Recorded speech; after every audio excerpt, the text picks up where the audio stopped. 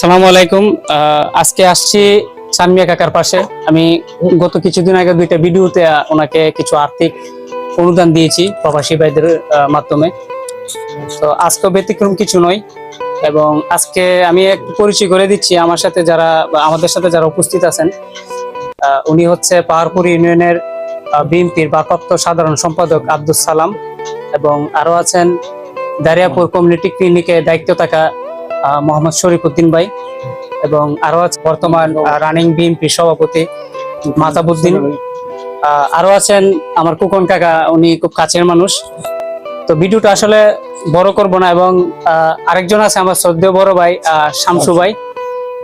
তো আজকে আমাদের দারিয়াপুরের স্বেচ্ছাসেবক সংগঠনের মাধ্যমে কিছু আর্থিক অনুদান আসছে, এবং এই সংগঠনটি সবসময় অনুদান দিয়ে আসছে, বিভিন্ন পর্যায়ক্রমে দিয়ে আসছে, এবং আমি অনুরোধ করব আপনি টাকাটা ওনাকে হস্তান্তর করে দেওয়ার ইচ্ছা দেয় ওই ভিডিওতে আপনারা একটু লাইক কমেন্ট শেয়ার করে দিবেন, যাতে অন্যরা ভিডিওটা দেখতে পারে এবং ওনাকে একটু সহযোগিতা করতে পারে।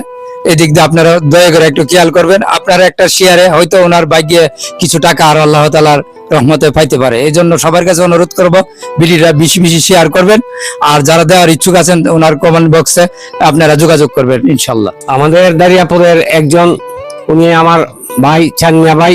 উনি অত্যন্ত দরিদ্র, জায়গা সম্পদ নাই, উনি অন্য জায়গায় থাকে।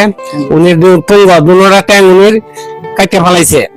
যদি কেউ আরো কোন প্রবাসীদের কাছে আমার এই অনুরোধ, আমাদের দারিয়াপুরের অন্যান্য জায়গার আমাদের ইউনিয়নের প্রবাসীদের কাছে আমার এই একটা অনুরোধ থাকবো। আমি এই পাহাড়পুর ইউনিয়নের সাধারণ সম্পাদক আব্দুল সালাম, সবার কাছে আমার এই অনুরোধ বলতে পারে, উনির অবস্থা শোচনীয়।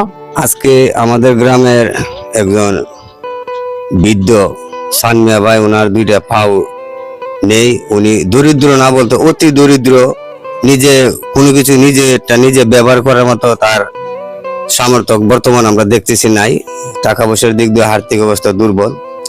আজকে যা কিছু অনুদান দেওয়া হয়েছে, আমার বিশেষ করে অনুরোধ, আমাদের এলাকার যে প্রবাসী আছেন ওদের কাছে আমার করজোর আবদার আবেদন, আপনারা গরিব অসহায় দরিদ্র মানুষের পাশে থাকেন, তাই কিছু সাহায্য সহযোগিতা করেন, তাদের চিকিৎসা বাবদ বা কিছু খরচপাতি দেওয়া হয়।